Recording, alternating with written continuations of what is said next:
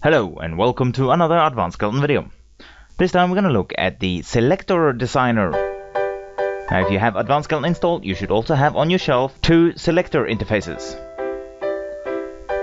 These interfaces are useful tools for animation. Its primary purpose is for quickly selecting any animation control on the rig, but it also contains many other useful features such as FK-IK switching, pose copy-pasting, pose mirroring. You can copy-paste animation, and you can apply dynamics to any animation control. Now in this video we're going to look at how you can create your own custom selector interface. Now as a very first thing, I recommend that you reference your character into a new scene.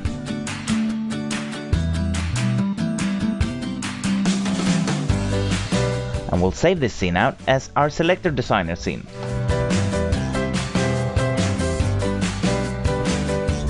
This way we can easily come back later if we want to make changes to our interface.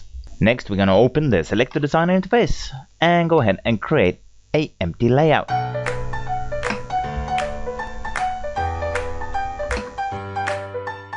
Now we can see in the scene there's a new square, and this square essentially is the new interface. Now we'll go ahead and switch over to our front view and scale up this rectangle to fit the entire character.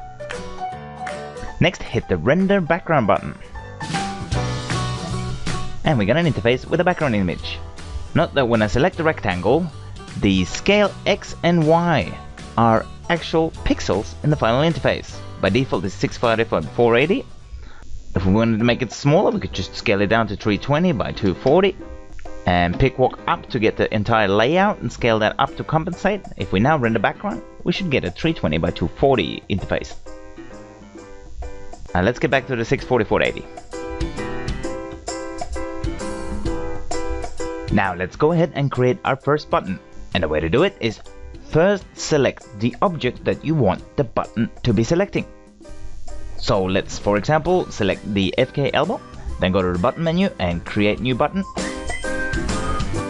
And we now have a button object in the scene that we can freely move around and scale as we please. And if we now hit render buttons, voila, we have buttons in our interface that we can use to select the FK elbow. Now to complete the interface for this character, we could go through all the controllers one by one and adding the buttons, or a quicker way is to grab a layout template. So this time, instead of creating a new empty layout, let's create a new biped layout.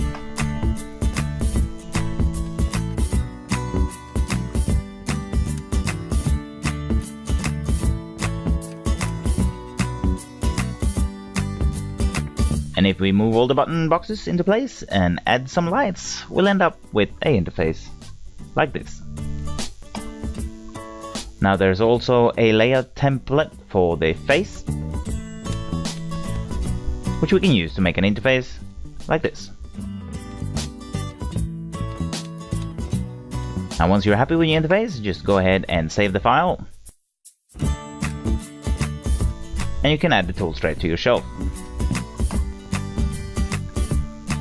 Now if you want to run this tool on another machine, just go to the place where you've saved out your file. It will be a mel script, and you can drag and drop it straight into the viewport to open the tool. Also, if you go into the folder with the matching name, you'll also find a mel file called install.mel. If you drag and drop this into the viewport, it will install the tool on the shelf. Now that's it for this time. I hope you've enjoyed this video, and I'll see you next time.